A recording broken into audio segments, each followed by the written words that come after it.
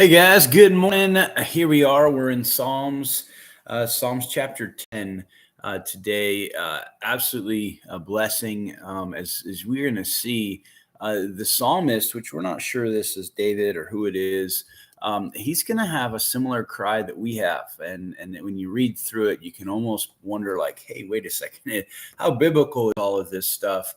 What you've got to understand is whenever a psalmist is writing, and we read a psalm, okay, we can't just take one little verse as a whole. We can't even necessarily take the entirety of the psalm as like core truth. Now, this is a reason why, is because when a psalm was written, these are really the cries of man's heart. Okay, this is going to be a perspective in which man sees, which really does have truth if you're the person saying them, but typically comes back around to that which has like pure truth about the Lord. But you end up going through this kind of like step of like almost down in the dumps, which is similar to like the book of Ecclesiastes, where you're just like, really? Like, that just seems like everything's unfair. So we've got to be careful whenever we read the Psalms that we don't just take one little thing and be like, oh, wow, that's gospel truth. Well, it doesn't mean it's gospel truth. That means that that's a reality in the heart of the psalmist that he's facing. And then eventually he comes to truth as he works himself through it. So here we are. It's pretty long. I'm not going to read the whole thing. I kind of think you absolutely should yourself, because it's really kind of interesting as you go through it, because it's so true in so many ways. Personally, it starts out, this says, "Why do you stand afar off, O Lord? Why do you hide in times of trouble? The wicked in his pride persecutes the poor. Let them be caught in their plots which they have devised. For the wicked boasts of his heart's desire. He blesses the greedy and renounces the Lord. The wicked in his proud countenance does not seek God. God is in none of his thoughts. His ways are always prospering. Your judgments are far above and out of his sight. As for all of his enemies, he sneers at them. He has said in his heart, I shall not be moved. I shall never be in adversity. His mouth is full of cursing, his deceit and oppression. Under his tongue is trouble." Skip down with me real quick to verse 11. It says this: "He has said in his heart, God has forgotten. He hides his face." Right. And so it starts out, and then we'll continue on in a second. It starts out with this kind of this cry of, why, God, are you so far away from justice?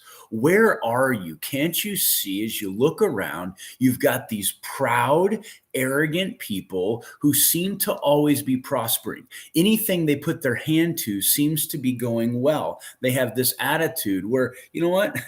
They have no accountability whatsoever, not to man and certainly not to you. They'll have this incredible attitude where they'll say, you know what, God has forgotten. He hides his face. He will never see. So they're going to do anything and everything, and without any measure of real accountability of anybody over them. And their way is prospering. Right? It just seems like it's unfair. I remember as a kid when I was in health class, my health teacher, Matt Nyland, fantastic man. He would always walk around every time somebody would be whining and complaining. He would just say, life is unfair. Life is unfair.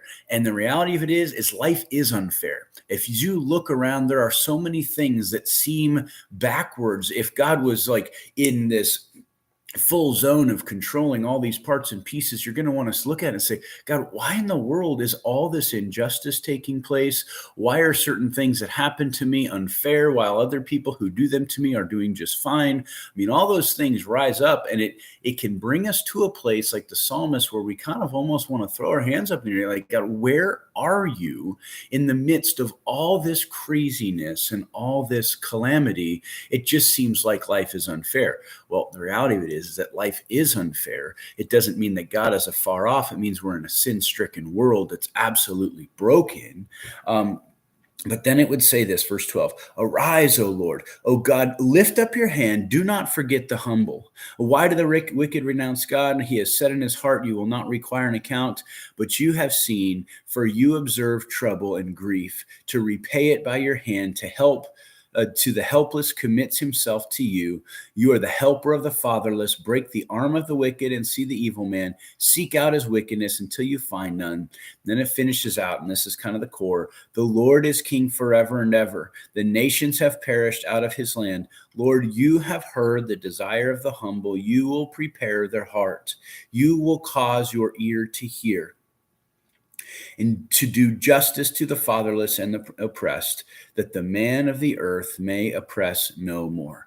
There is this awesome declaration and a reminder of there is a time and a place that is coming, right? One, every person will be judged. Every person does not exist under a system of no accountability. They may be able to live in that in this earth, but the moment that they face death, they will be fully accountable of every action, right? But then we get this awesome picture of where we want to be, right? We know that you have heard the desire of the humble. You've got the proud, which tend to kind of run and rule this world, and that's true. And then you also have on the flip side, you've got the humble, and that's the one in which God's going to hear and God's going to ultimately raise up, and we're going to see that he's going to be the father to the fatherless. He's going to be the one who's going to provide justice to those who are in this position, and that will ultimately be like in the next world.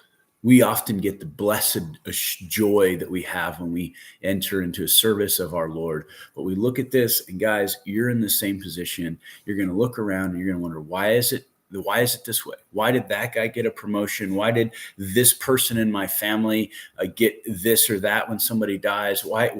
And you're going to have all these questions, and our heart is made to question that, but it has to come to a place that it doesn't live in the question, but it rests on God's sovereignty, that he is truly in control, and we can just rest and have hope in that and know that, yes, we live in a world, in a life that is unfair, but God ultimately is absolutely just, absolutely fair, and that will be at a moment in time when we no longer are dealing with the man of the earth, where he will no longer oppress us, but rather you will come and judge righteously in a beautiful way. So love you guys. Be encouraged by that. That's an interesting psalm, and it's one of those things. It's just the reality and a cry of the heart that many of us will have. And how do we walk ourselves through those questions of injustice and frustration with this world? Love you guys. God bless y'all. We'll see you guys tomorrow.